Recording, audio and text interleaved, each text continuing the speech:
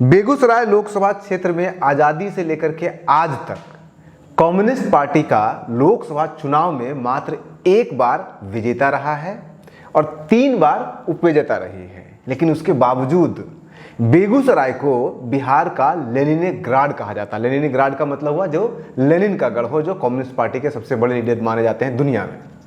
लेकिन दूसरी तरफ भागलपुर लोकसभा क्षेत्र भी है। कम्युनिस्ट एक बार यहाँ पे विजेता बनी है और 5 बार उपविजेता बनी है। यानी कि बेगूसराय में एक बार विजेता यहाँ पे और 3 बार उपविजेता। भागलपुर में एक बार विजेता, 5 बार उपविजेता। इसी तरह से और भी आपको बहुत सारे बिहार में लोकसभा क्षेत्र मिलेंगे जहां पे कम्युनिस्ट पार्टी के नेता, कम्युनिस्ट पार्टी बेगूसराय से कहीं ज्यादा बार चुनाव जीती है लोकसभा का, लेकिन उसके बावजूद उनको लेनिनग्राड नहीं कहा जाता है या मार्क्सग्राड नहीं कहा जाता है, बल्कि बेगूसराय को ही कहा जाता है। उदाहरण के लिए बक्सर में 2 बार कम्युनिस्ट पार्टी विजेता बनी है और 3 बार उपविजेता बनी है।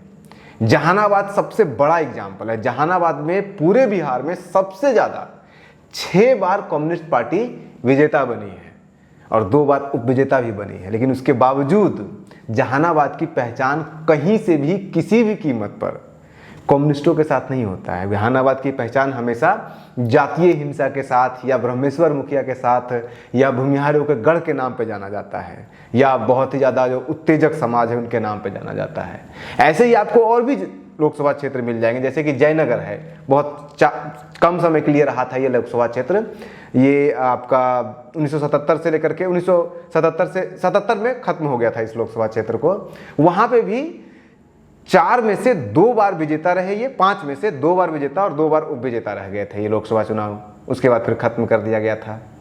इसी तरह से मधुबनी में चले जाइए आप। मधुबनी में भी 4 बार कम्युनिस्ट पार्टी के लोग विजेता बने हैं और 3 बार उपविजेता बनी है। इसी तरह से मोतिहारी में चले जाइएगा तो वहां पे भी 2 बार कम्युनिस्ट विजेता बने हैं, 3 बार उपविजेता बने हैं। नालंदा में 3 बार विजेता बने हैं और 5 बार उपविजेता बने हैं। वही नालंदा जो नीतीश कुमार का गढ़ है। ऐसे ही और दूर छोड़ दीजिए, पटना आप चले जाइए। पटना जो लोकसभा क्षेत्र हुआ करता था, जो बाद में पटना साहिब पाटलिपुत्रा में बट गया, वहां से भी 3 बार कम्युनिस्ट पार्टी के लोग विजेता बने हैं और 4 बार उपविजेता बने हैं। नवादा लोकसभा क्षेत्र, जहां से जिसको भूमिहारों का गढ़ माना जाता है, वहां से भी 2 बार कम्युनिस्ट पार्टी सीपीएम, यहाँ पे कम्युनिस्ट पार्टी बाकी जगहों पे सीपीएम सीपीआई और यहाँ पे सीपीएम जीती है 2 बार और 3 बार उपविजेता रही है। जिस बेगूसराय को बिहार का लेनिनग्राड कहा जाता है, उस बेगूसराय से कन्हैया जैसा कम्युनिस्ट लीडर लोकसभा चुनाव 2019 में हार जाता है और ऐसा हारता है कि दोबारा लोकसभा चुनाव लड़ने से पहले कम्युनिस्ट पार्टी छोड़ करके कांग्रेस में चला जाता है।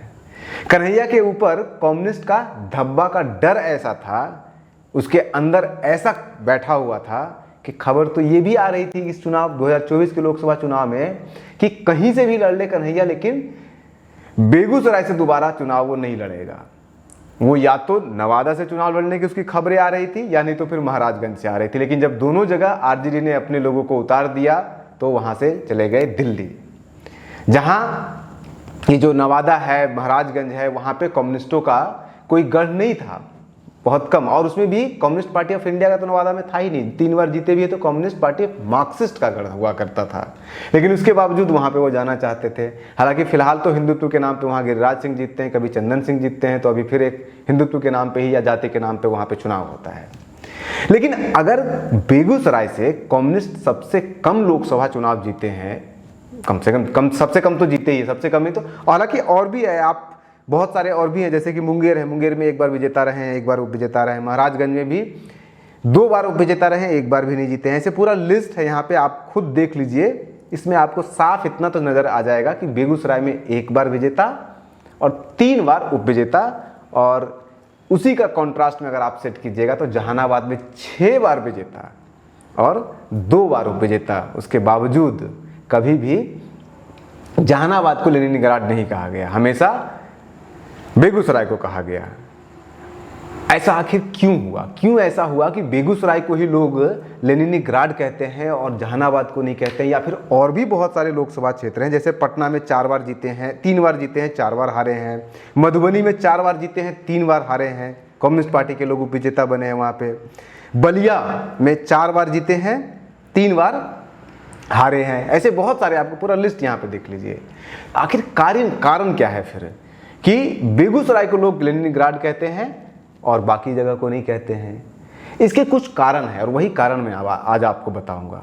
सबसे पहला कारण, सबसे बड़ा कारण तो ये था कि बेगूसराय का कम्युनिस्ट आंदोलन पूरी तरह से भूमिहारों के कब्जे में था। ऐसा माना जाता है कि यहाँ के जमींदार यानी कि बेगूसराय के जमींदार अपनी जमीन को बचाने के लिए, जब जमींदारी प्रथा को खत्म किया गया था, सीलिंग एक्ट लाया गया था, तब अपनी जमीन को बचाने के लिए बेगूसराय के जमींदार भूमिहार कम्युनिस्ट बनने का ढोंग किए और उसके सहारे अपनी जमीन को बचाए।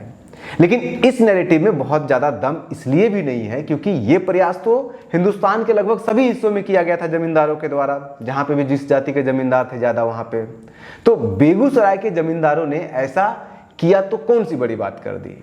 लेकिन बेगूसराय को बिहार का लेनिनग्राड बनने का सबसे बड़ा कारण ये था कि बेगूसराय लोकसभा क्षेत्र में भले ही सिर्फ एक ही कम्युनिस्ट पार्टी के लोकसभा उम्मीदवार चुनाव जीते हो और 3 बार उपविजेता बने हो, लेकिन बेगूसराय जिले का अधिकतर क्षेत्र बेगूसराय लोकसभा क्षेत्र का हिस्सा हुआ ही नहीं करता था, नहीं होता था इसका।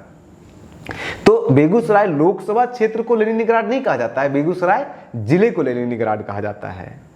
बल्कि जो बेगूसराय लोकसभा क्षेत्र है वहां का ज्यादातर जो हिस्सा है वो बिहार के अंदर जो मुंगेर जिला है और जमुई जिला है उसका हिस्सा है। 2 विधानसभा मुंगेर का, 2 विधानसभा जमुई का और 2 विधानसभा आपका बेगूसराय का। तो आप उसको बेगूसराय किस नज़र से कहेंगे लोकसभा क्षेत्र को, जो पहले हुआ करता था। दूसरी तरफ बेगूसराय जिले का जो ज़्यादातर हिस्सा हुआ करता था वो बलिया लोकसभा क्षेत्र के नाम से जाना जाता था। बेगूसराय लोकसभा क्षेत्र में बेगूसराय जिले का मात्र 2 विधानसभा हुआ करता था, शामिल था उसमें से एक मटिहानी और एक बेगूसराय। जबकि बलिया लोकसभा क्षेत्र में बेगूसराय जिले का 5 विधानसभा क्षेत्र उसमें शामिल था। चेरिया बरियारपुर, बखरी, बछवाड़ा और उसके बाद फिर बरौनी, बलिया और अलौली। अलौली वही विधानसभा क्षेत्र है जहां से रामविलास पासवान जीतते हैं और वहां से राजनीति शुरू करते हैं।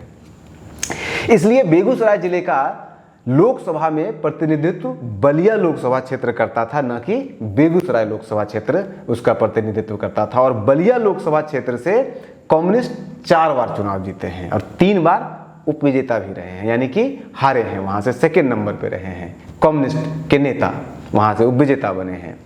लेकिन इतनी जीत के बावजूद, 3 बार जीत 4 बार हार के बावजूद, आज़ादी के बाद से लेकर के आज तक कम्युनिस्ट का पूरे बिहार में सबसे अच्छा परफॉर्मेंस बलिया में नहीं रहा या फिर बेगूसराय जिले में नहीं हुआ है, बल्कि सबसे अच्छा परफॉर्मेंस, जैसा कि मैंने आपको पहले भी बताया था, जहानाबाद जिले में हुआ था। जहानाबाद लोकसभा क्षेत्र में हुआ था, जहां पर कम्युनिस्ट पार्टी 6 बार लोकसभा चुनाव जीती है और 2 बार उपविजेता रही है। कहां? बलिया का 3 बार, 4 बार, और कहां? जहानाबाद का 4 बार विजेता। जहानाबाद में कम्युनिस्ट पार्टी की जो जीत हुई थी वो 1967 में हुई है, 1971 में हुई है, 1984 में, और उसके बाद फिर 1989, 91 और 1996 में कम्युनिस्ट पार्टी की जीत जहानाबाद में हुई। जबकि कम्युनिस्ट पार्टी के उम्मीदवार का जहानाबाद लोकसभा क्षेत्र में उपविजेता जो 2 बार बने हैं वो बने एक 1962 में और एक 1980 में उपविजेता बने थे। दूसरी तरफ बेगूसराय जिले का अगर आप देख लेंगे, जो बलिया लोकसभा क्षेत्र जिसका 5 असेंबली बेगूसराय जिले का हिस्सा होता था, वहां पे कम्युनिस्टों की जो जीत हुई है 1980, 1989, 91 और 96 में हुई थी। और उसके बाद फिर 1977, 1984, 1998 और 2004 में कम्युनिस्ट पार्टी के उम्मीदवार वहां पे उपविजेता बने थे।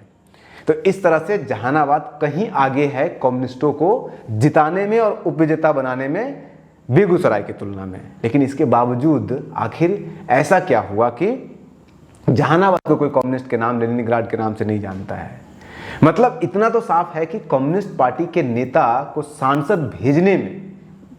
भेजने के मामले में जहानाबाद जिला बेगूसराय जिला से कहीं ज्यादा आगे है। फिर भी बिहार का लेनिनग्राड बेगूसराय ही बनता है, जहानाबाद नहीं बनता है।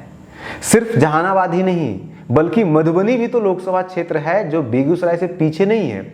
अगर मधुबनी में, बेगूसराय में अगर 4 बार जीते हैं, 3 बार हारे हैं, 3 बार हारे हैं, 4 बार जीते हैं, 3 बार हारे हैं, तो मधुबनी में भी वही है परफॉर्मेंस। वहां पे भी 4 बार जीते हैं कम्युनिस्ट पार्टी और 3 बार हारी है, यानी कि उपविजेता रही है। बेगूसराय के जो बलिया लोकसभा क्षेत्र है वहां से कम्युनिस्ट 4 बार विजेता बने, 3 बार उप विजेता बने। ठीक उतना ही बार मधुबनी में भी 4 बार विजेता और 3 बार उप विजेता बनी है। लेकिन न तो जहानाबाद को बिहार का लेनिनग्राड कहा गया और न ही मधुबनी को बिहार का लेनिनग्राड कहा गया। आखिर ऐसा क्यों हुआ? लेकिन ऐसा हुआ क्यों, ये सबसे बड़ा सवाल है। ऐसा इसलिए हुआ क्योंकि बेगूसराय वाले बलिया लोकसभा क्षेत्र में जितने भी कम्युनिस्ट सांसद बने या नेता होते थे वो सारे के सारे भूमिहार जाति के, दबंग जाति से आते थे। जबकि जहानाबाद के जो ज़्यादातर कम्युनिस्ट पार्टी के नेता और सांसद बने हैं उसमें से ज़्यादातर पिछड़ी जाति से संबंध रखते थे। जहानाबाद लोकसभा क्षेत्र से लगातार 4 बार कम्युनिस्ट पार्टी के टिकट पर सांसद बनने वाले, चुनाव जीतने वाले, लोकसभा चुनाव जीतने वाले रामेश्वर प्रसाद यादव सिंह जो हैं वो यादव जाति से थे। संभवतः यही कारण है कि एक यादव कम्युनिस्ट नेता वाले जहानाबाद को बिहार का लेनिनग्राड नहीं खिताब मिला, लेकिन एक भूमिहार नेता वाले बेगूसराय जिले के बलिया वाला जो लोकसभा क्षेत्र है उसको बिहार का लेनिनग्राड का खिताब दे दिया गया। इसके अलावा और कोई दूसरा कारण नज़र तो मेरी नज़र में नहीं आता, आपकी नज़र में आता है तो हमें कमेंट बॉक्स में जरूर बताइए जिसके कारण ऐसा हुआ हो कि बेगूसराय को ही लेनिनग्राड कहा गया हो या खिताब दिया गया और जहानाबाद को नहीं दिया गया या फिर मधुबनी को नहीं दिया गया। जाति इतनी आसानी से नहीं जाती है, फिर चाहे वो कम्युनिस्ट हो या फासिस्ट हो या फिर संघी हो, आरएसएस हो, बीजेपी हो, कांग्रेस हो, कोई भी हो, जाति रहती है। जाते जाते बस इतना जान लीजिए कि आज भी जहानाबाद लोकसभा क्षेत्र में 6 में से 2 विधानसभा क्षेत्र घोसी और अरवल, वहाँ के जो विधायक हैं वो कम्युनिस्ट पार्टी से हैं, कम्युनिस्ट पार्टी ऑफ इंडिया जो मार्क्सिस्ट लेनिनी, जो यहाँ पे लोग माले बोलते हैं। तो जहानाबाद की पहचान सिर्फ जातीय हिंसा और ब्रह्मेश्वर मुखिया की नहीं है बल्कि कम्युनिस्टों के गढ़ के रूप में भी होनी चाहिए और बेगूसराय से अधिक होनी चाहिए। लेकिन ऐसा नहीं होता है। ऐसा क्यों नहीं होता है, इस पर हमारे साहित्यकारों को, हमारे विद्वानों को, हमारे समाजशास्त्रियों को मंथन करना चाहिए। आप भी मंथन कीजिए हमारे साथ, न्यूज हंटर के साथ आप भी मंथन कीजिए एक बेहतर बिहार के लिए, एक बेहतर विकल्प के लिए। बने रहिए इस लोकसभा चुनाव में 2024 में न्यूज हंटर के साथ। नमस्कार।